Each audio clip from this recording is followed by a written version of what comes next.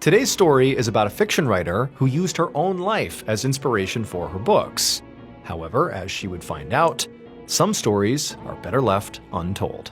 But before we get into today's story, if you're a fan of the strange, dark, and mysterious delivered in story format, then you come to the right place because that's all we do, and we upload 2, 3, even 4 times every week. So if that's of interest to you, please replace the like button's coffee creamer with white paint. Also, please subscribe to our channel and turn on all notifications so you don't miss any of our weekly uploads. Okay, let's get into today's story. On the night of June 1st, 2018, 68-year-old Nancy Crampton Brophy sat in bed with her computer on her lap in the home she shared with her husband in the suburb of Beaverton, Oregon. Nancy was trying to work on her newest book, but for some reason, she just couldn't focus on the chapters she was writing. So Nancy was a romance writer who had actually finished 11 novels, and she also ran a blog with some other romance writers who lived in the area. Now, writing really was Nancy's passion, and she'd been doing it her whole life. But despite that, she really had not made any real money from writing. She'd never gotten a legitimate publisher to buy one of her books, so those 11 novels she did, well, they had to be self-published, and basically had to be free online for anybody to read them. And so, in order to keep on writing, she had to have a day job to pay the bills. In the past, she'd run a catering company, but now she worked for Medicare. However, despite not having made it big, at least not financially as a writer yet, it didn't deter Nancy. I mean, she was totally motivated to keep on writing because she believed that, the next thing she wrote was going to be the thing that finally made her a bestseller and made her famous and financially stable on her writing. However, tonight, Nancy just felt completely stuck. She could not think of what to write next. So she leaned back into her pillow and just thought about what her character was going through and tried to think if she'd ever gone through anything similar that might inspire, what would need to happen next in the story. So these romance epics that Nancy wrote were very over the top, but she did draw a lot of inspiration from her actual personal life. Most of her work featured very powerful women and had similar themes like freedom and strength and love because Nancy really valued all those things in her own life. The other things all her books had in common was they always had happy endings. And Nancy knew all about happy endings because in some ways, she was living one. Nancy and her husband, Dan Brophy, had been married for almost 25 years. They had both been married before, and Dan actually had a son and granddaughter from his first marriage. And so the fact that Nancy and Dan had found each other after essentially both of them had been living what, felt like very complete lives to that point, felt like another theme that she wrote about all the time, which was this idea of fate. As if fate is the thing that brought Nancy and Dan together. Dan and Nancy even called themselves soulmates, sort of playing on this idea that really fate had led them together. I mean, they had fights and disagreements like any other couple, but they also knew each other so well that sometimes Nancy felt like they could almost read each other's minds, and that sort of got them through any rough patches. And also, another part of the reason that they seemed to work so well together as a couple was because they gave each other plenty of space to pursue their own interests. They were, given freedom, something again that Nancy really valued. And so for Nancy, her sense of freedom, her sense of, being able to pursue what she wanted to, meant shutting herself away every evening in their little attic bedroom for hours and hours to write. And for Dan, his sense of freedom and his ability to pursue his own interests meant working long hours at a career he loved as a chef and a teacher at the Oregon Culinary Institute. Just like Nancy was sort of obsessed with writing, Dan was obsessed with food and cooking. And when he was not in a kitchen, he was often out in the backyard of his and Nancy's house, raising chickens and working in his garden, or maybe on a trip into the Oregon woods to forage for mushrooms. But tonight, despite how happy Nancy's life was and how secure she felt in her own relationship, none of that really mattered relative to what she was trying to do, which was write this book. She just was not able to do it. And as she continued to struggle with writer's block, her mind kind of spiraled off into more sort of pessimistic thinking, and she began thinking about, the money problems that recently had begun to take a toll on both her and Dan. Neither Nancy nor Dan had ever made particularly high salaries, and their finances had always been pretty tight, so that was kind of normal for their relationship. But about 2 years ago, they'd gotten really behind on credit card debt, and that extra debt threw everything else out of whack, and at one point they actually had not even been able to afford their mortgage. Now, realistically, things were actually more under control now. Nancy and Dan had taken a chunk of money from Dan's retirement account to pay off some of this debt, and they'd also made the decision to sell the house they were in now, and downsize, which Nancy actually was kind of excited about. With these lower overhead costs, it would likely mean that she would get to quit her day job and just pursue her passion, writing, and also pursue being the best grandmother she possibly could be. So in a way, things were starting to look up, at least in terms of, their financial situation. But Nancy knew, especially tonight, that she couldn't just forget about the fact that they had these problems. Like, she couldn't just pretend they weren't there. In fact, tonight, the reason Dan was not home when normally he would be is because recently Dan had picked up a second job cooking for an assisted living facility, and he had picked it up to help pay off this debt. So it really was sort of beginning to infect their whole lives, this debt. He was working for a friend of theirs. It was a woman whose name was Tanya Medlin. And the job wasn't bad exactly, but it definitely was not Dan's dream job either. But just then, as Nancy's having all these kind of conflicting and sort of bad thoughts, she heard the front door open and realized that Dan must be home. So she slammed her laptop shut, figured she would attack this later, and she went downstairs to meet him. Nancy got to the front door just as Dan was taking off his boots and coming into the house. And she quickly gave him a kiss and asked how his shift went. But Dan just kind of grunted and said, fine. And then he disappeared into the kitchen to make some food. Dan had always been a pretty gruff person, but to Nancy, it was sort of part of his charm. He was blunt and a little socially awkward, but his love language was food. And so he made her elaborate meals to show her that he cared about her, and she knew that. Nancy did know that other people didn't really understand Dan and often took his mannerisms and gruffness the wrong way. In fact, at the last school where he taught, he'd gotten fired because of his bad attitude. And at the Culinary Institute where he was currently teaching, a group of students had complained that he was way too tough and had impossible standards. Now, Nancy did worry about this. She understood Dan, she knew what he was like. But, the reality here is that if he loses his job or multiple jobs here, they're going to be in a bad spot financially. And again, they have these financial problems that they're working through, but that would be really bad.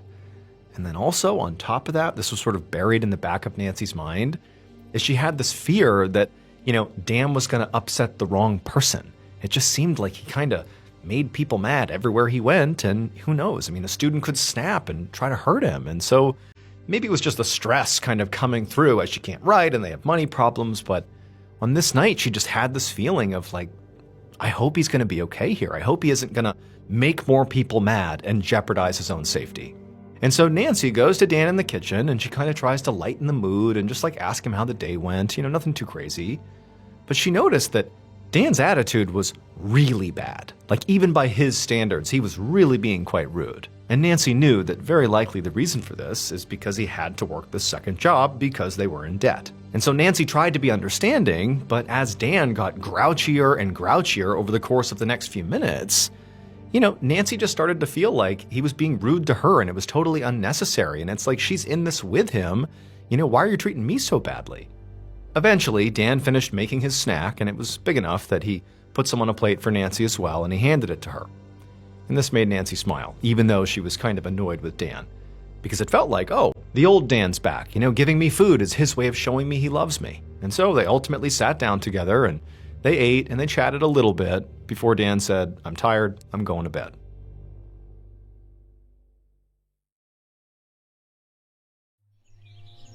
Just before 5 a.m. the next day, so June 2nd, Nancy woke up to the sound of Dan banging around in their bathroom. Nancy liked to sleep in when she could, and today she could.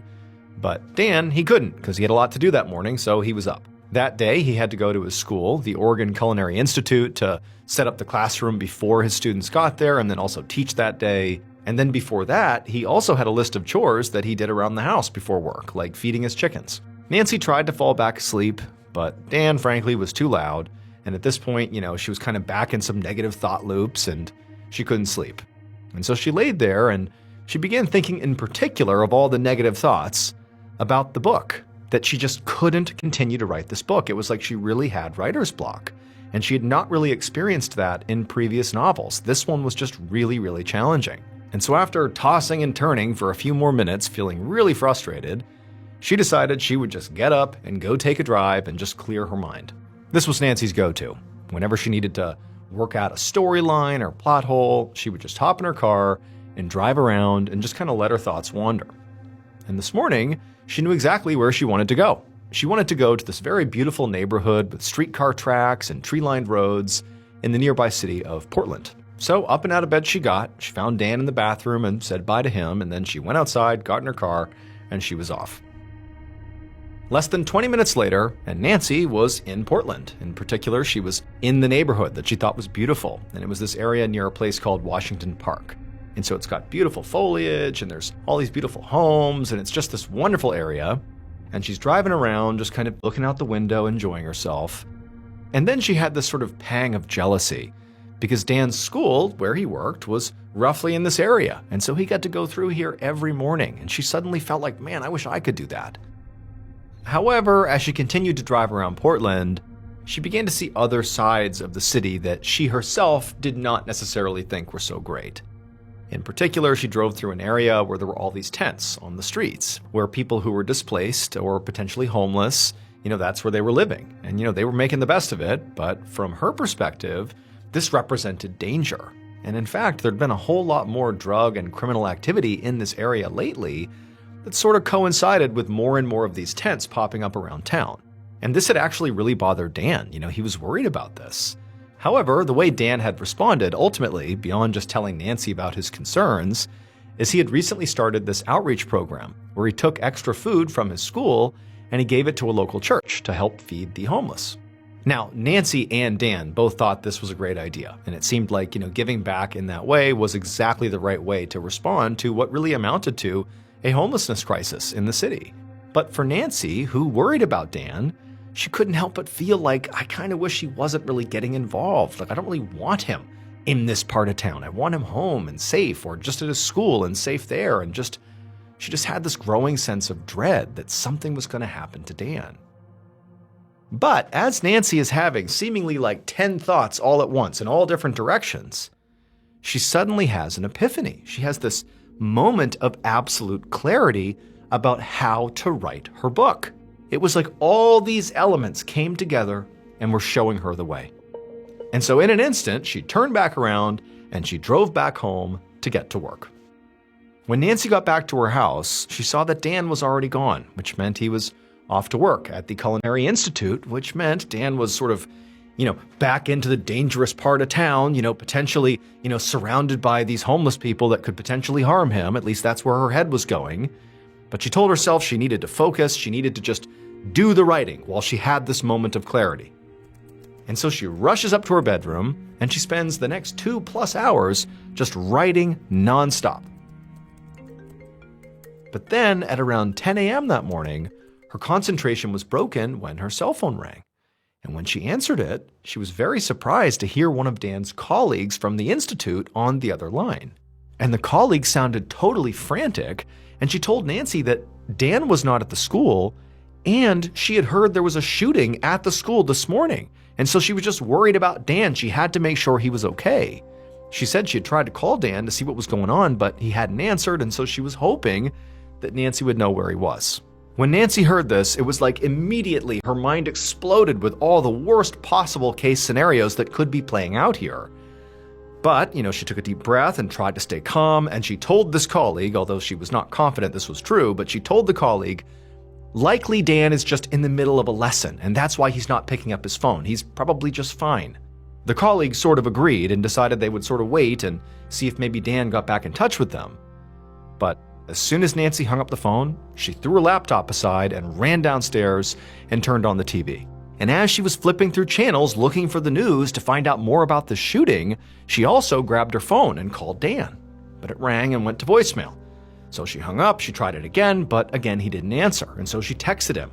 But he didn't text back. At this point, the news was now on the TV, and as Nancy took stock of what she was seeing on the screen, she was horrified. Because it was all these images, from helicopters and from reporters showing Dan's school with all these police and all these news crews outside. I mean, clearly something had happened at the school. And she had just spoken to the colleague who said there was maybe this shooting. And so she raised the volume to see if they would maybe say, was it a shooting? Did somebody get shot? Who got shot? Who did the shooting? What happened? But nobody was saying anything that clarified it, just that something had happened at the school. And so at this point, Nancy couldn't wait any longer. She grabbed her keys, rushed out to her car, and she sped towards Dan's school. Less than 20 minutes later, Nancy drove through that same beautiful neighborhood that she had been in that morning in Portland. But this time, instead of admiring the scenery, she was laser focused on trying to find out if Dan was okay. She was calling and texting him, and she was cycling through the radio to hear any news broadcast about what had actually happened here, to make sure Dan was not involved in it in any way. But at this point, all she had learned from the news was that there really had been a shooting at the Oregon Culinary Institute. But that was it. There was no other information. And so by the time Nancy actually got to the school, she was such a nervous wreck. She was so anxious. She was nauseous. Her hands ached from having white-knuckled the steering wheel on the drive over. I mean, she was a mess. As Nancy looked around, all she saw was this sea of police officers and other first responders, and all this crime scene tape had been put out, and all these reporters. I mean, it was total madness. But in the chaos, and despite her anxiety, Nancy was able to identify a couple of people in this big crowd that she recognized. They were colleagues of Dan's. And so she rushed over to them to ask them questions about where her husband was, what's going on. But as she ran up some stairs to get over to these other colleagues, they saw her coming, and all of them just kind of looked away, like they couldn't look her in the eye. Nancy didn't know what to do, but clearly picked up on the signal, and so instead of talking to them, she turned course and went to the nearest police officer, and she said, "My name is Nancy Crampton Brophy. Dan Brophy is my husband. He works here. I can't get in touch with him. Is he okay?" And as soon as she said this, the officers told her to just wait right here. They'll be right back.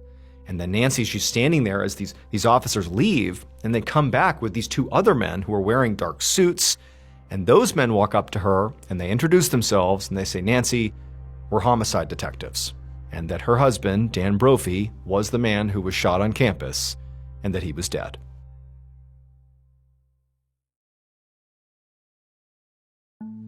The next few days went by in a blur for Nancy. She spent basically half her time crying and grieving, and the other half being the person that was sort of in charge of delivering the bad news to friends and colleagues and family about what had happened to Dan. And the reality was, what happened to Dan was still very much up in the air. I mean, the only thing detectives knew at this point was that Dan had been found dead by his students in the kitchen after being shot twice, and that's what killed him. But the school actually didn't have good security camera footage, and so there was no footage to try to indicate who could have come into the classroom and killed him and then left. It was like they didn't really have any good leads, they didn't have any good evidence, and in many ways, it was just this big mystery that didn't appear like it was going to get solved anytime soon.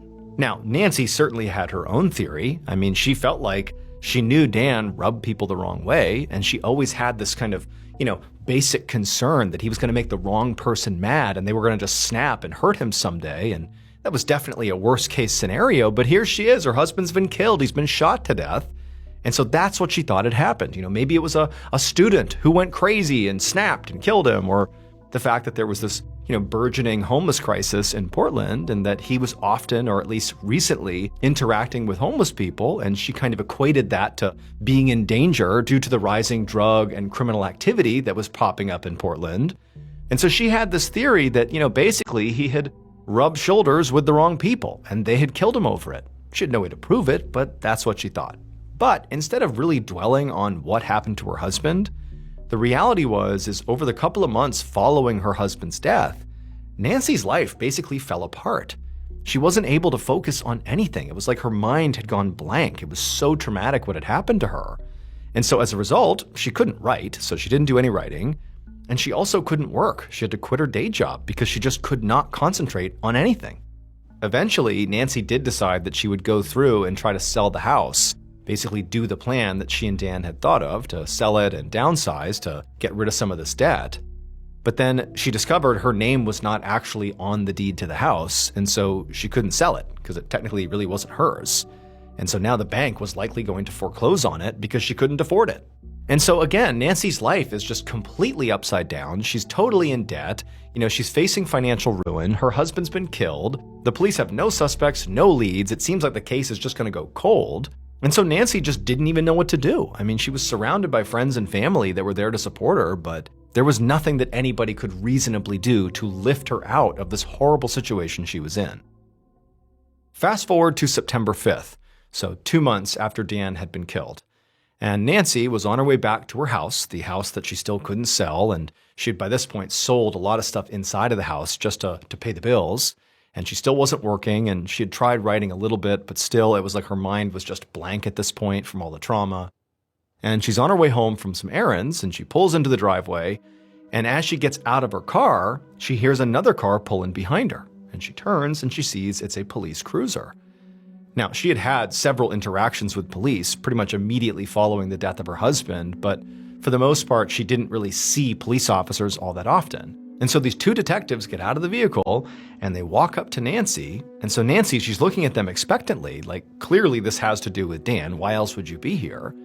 But she's wondering, maybe there was a break in the case, maybe there's a promising new lead, or they just want to talk to her. She didn't know, but she just stood there and they walked up to her and they told her that there has been a huge break in the case. They found something on the internet that points to exactly who Dan's killer is. It would turn out Dan's killer had actually confessed to their crime on the internet more than a decade before it happened. The killer literally wrote about how all they think about is murder, and that you have to be organized and ruthless and very clever to commit murder, and that, the thing they know about murder is that everybody has it in them if they're pushed far enough. But the most damning thing about the confession was that the killer posted it on a romance blog under the title, How to Murder Your Husband. Dan's killer was his own wife, Nancy.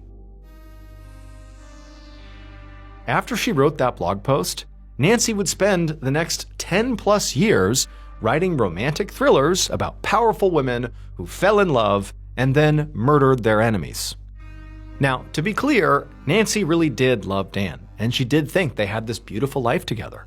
But Nancy ultimately loved writing more than she loved Dan. And so ultimately, Nancy killed Dan basically to, 1, live out the sort of fantasy that she played out in all of her novels about these powerful women killing their enemies. And, Dan was not her enemy, but he sort of represented a hurdle between her and the life she wanted, which was to be a writer full-time, which meant she needed more money. And if she killed Dan and got rid of him, she could collect on his life insurance policies and fund the lifestyle that she wanted. And so in a way, there was a parallel there. And so she was able to literally live out a fantasy and also finance this lifestyle that she dreamed of, to be a writer. And so on that day that Nancy was driving around Portland, clearing her mind to think about what she was going to write, she really was doing that. But then she realized her big solve was just go shoot Dan to death in his school, and all your problems are solved. But because Nancy had done all this writing in the years leading up to the crime about how to kill your husband, that was a central theme in a lot of her writing, it made her look really suspicious, and they brought that to Nancy, and quickly, her story fell apart, and she was found guilty. Nancy was ultimately sentenced to life in prison for the murder.